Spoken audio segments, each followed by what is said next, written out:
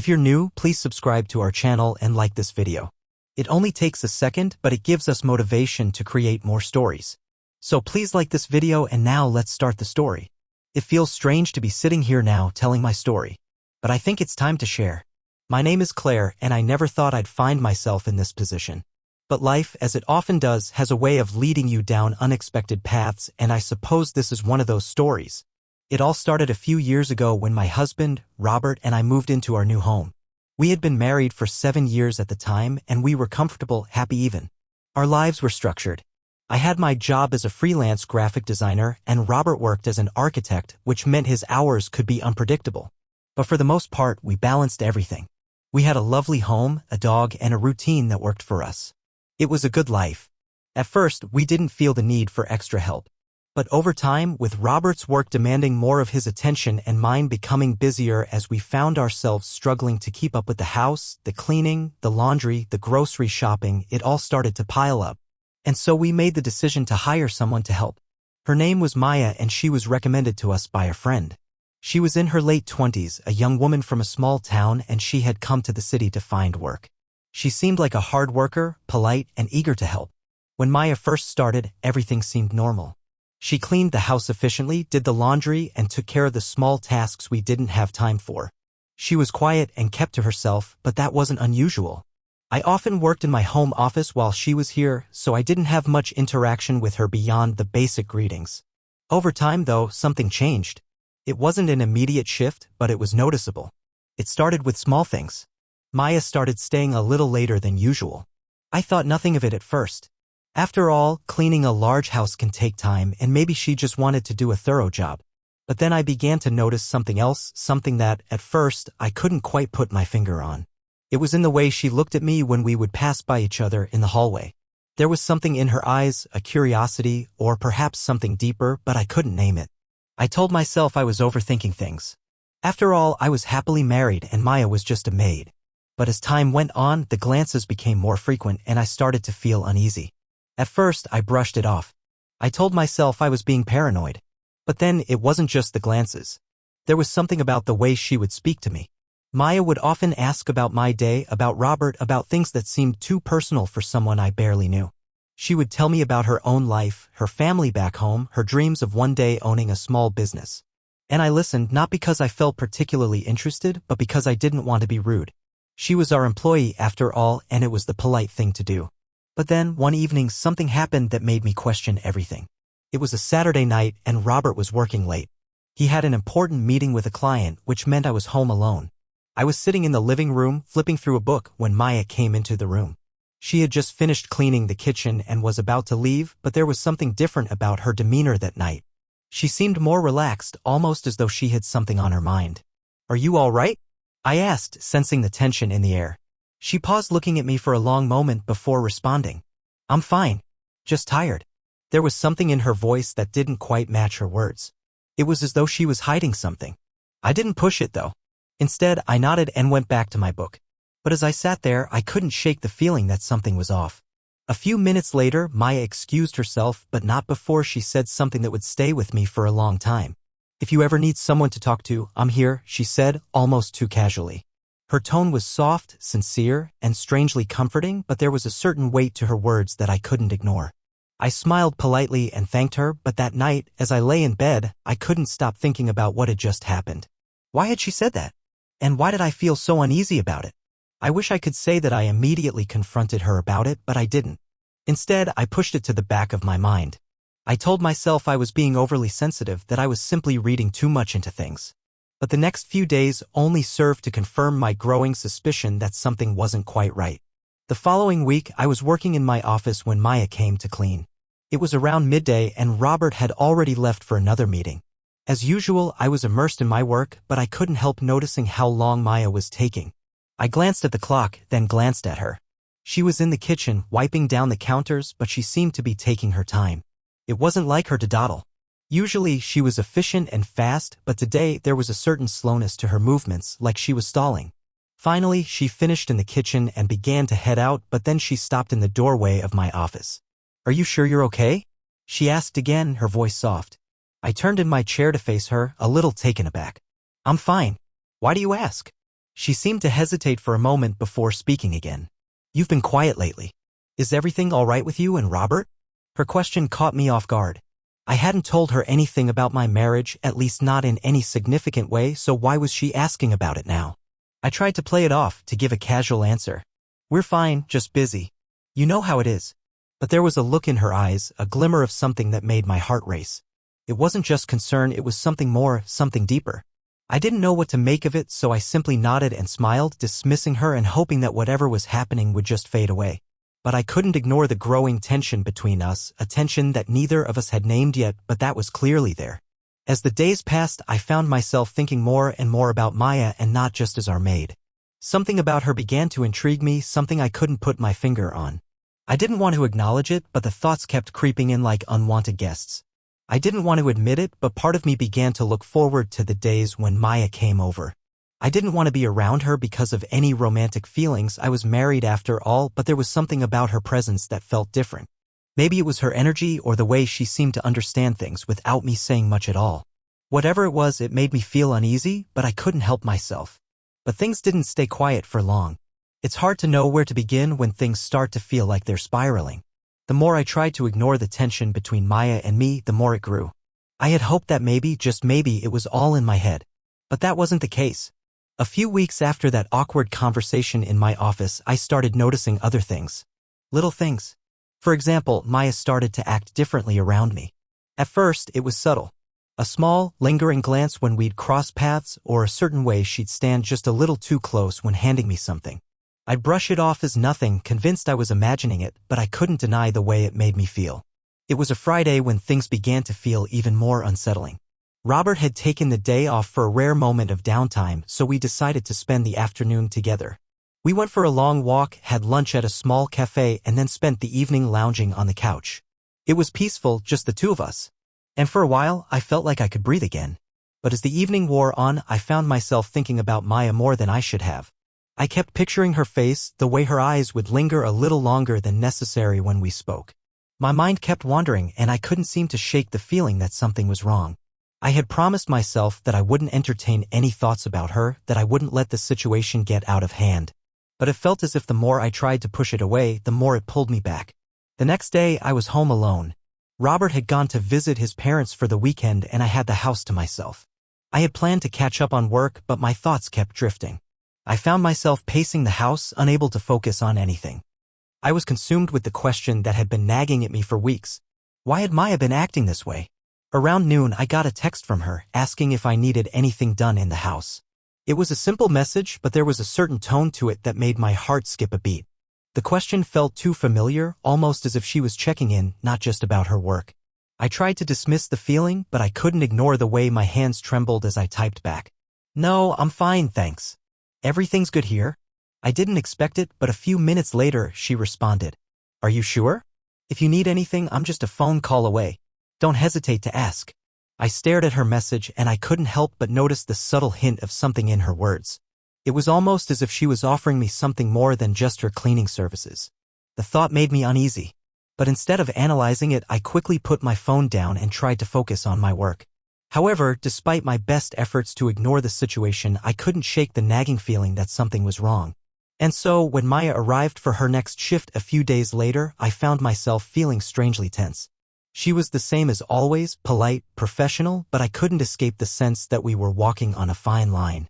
There was an unspoken tension between us, and I couldn't tell whether it was something I was projecting or something that she was putting out there. That day, I decided I needed to confront the situation head-on.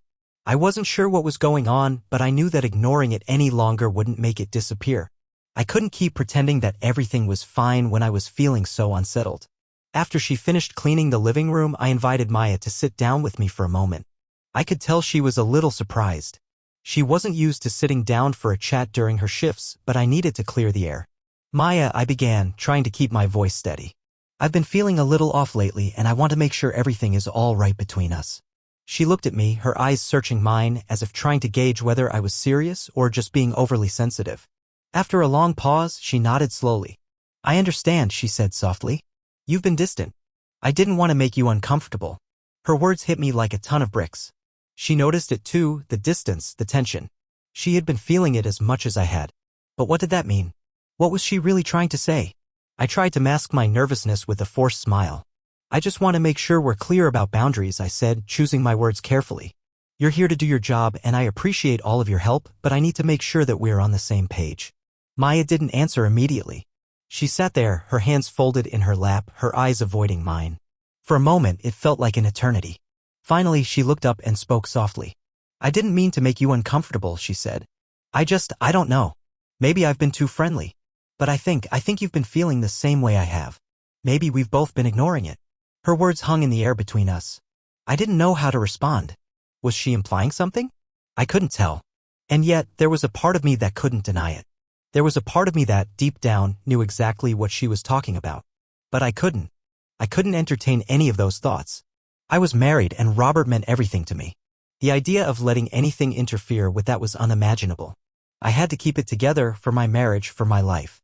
I'm not sure what you mean, I replied, trying to sound calm. But the words felt like they were slipping out of my control. We're just colleagues. You're here to work. And I'm just trying to manage everything. Let's keep things professional. Maya didn't seem upset by my response. Maya just nodded and stood up, collecting her things. Of course. I'm sorry if I overstepped, she said, her voice soft but firm. I'll finish up here and get going. I watched her leave, my heart pounding in my chest. The moment felt like an uneasy resolution.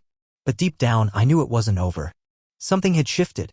And no matter how much I tried to deny it, I couldn't shake the feeling that things between us would never be the same again. The next few days were tense. I tried to avoid Maya as much as possible. But it felt like every time I turned around, she was there.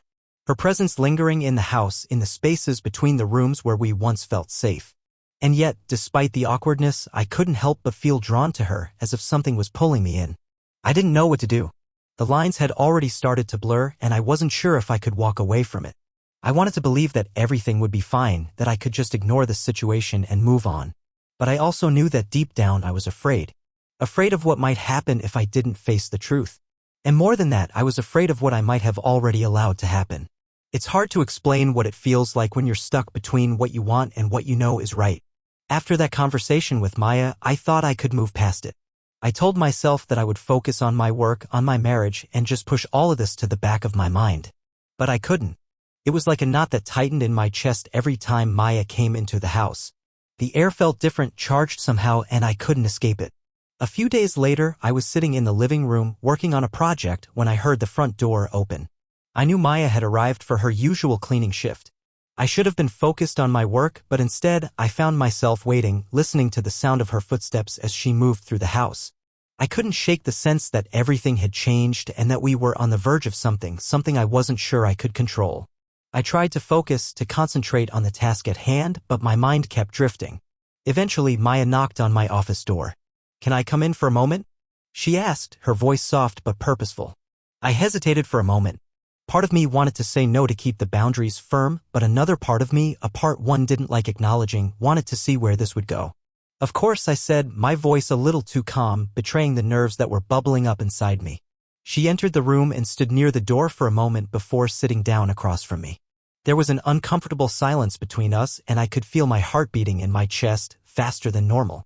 She looked at me for a moment, almost as if searching for something in my expression. Then, without warning, she spoke. I don't want to make things awkward, she said, her voice steady.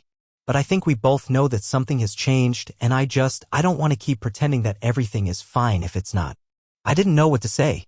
I had expected her to be distant, to keep things professional. Instead, she was laying everything out there, and I couldn't look away from the intensity in her eyes. What do you mean? I asked, though part of me already knew the answer. I mean that I've been feeling something for a while now, she continued, and I think you've been feeling it too, the way things have been between us. It's not just professional anymore, Claire, and I can't keep pretending like it is. Her words hit me like a punch to the stomach. I had known deep down that this moment was coming, but hearing it out loud, seeing it laid bare in front of me, was overwhelming. I'm married, I said, my voice shaking. I can't do this. Robert, he's my husband. I love him. Maya nodded, her expression softening, but there was still something intense in her gaze. I know, she said quietly. I know you're married, but sometimes things happen that we don't expect. Feelings change even when we try to control them. I felt a lump form in my throat.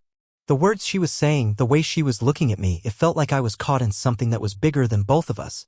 I had never imagined I'd be here, sitting in my own office, listening to a woman I had hired to help me with household chores speak about feelings in such an intimate way. I don't know what to do, I whispered almost to myself. Maya's voice was calm, but there was an undercurrent of sadness in it. You don't have to do anything, Claire. You don't have to act on anything.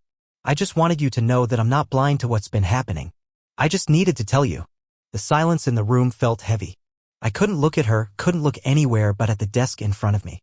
I didn't know what she wanted from me, what I wanted from her. All I knew was that this situation was out of my control and I couldn't figure out how to get back to the life I had before. I wanted to go back to the days when things were simple, when I wasn't filled with confusion and guilt. I don't want to hurt Robert, I said, my voice barely a whisper. I don't want to hurt anyone. Maya was quiet for a moment, and when she spoke again, her tone was softer. I know, I never wanted to cause trouble. I just wanted you to understand that feelings aren't always something we can control. But if you want me to leave, I will. I don't want to make you uncomfortable. I looked up at her, meeting her eyes for the first time since she had walked in. There was something in her expression, something vulnerable, almost resigned. And in that moment, I understood that she wasn't just saying these things for herself. She was offering me an out. She was giving me the choice to end things before they could go any further. And I knew deep down that I had to take it.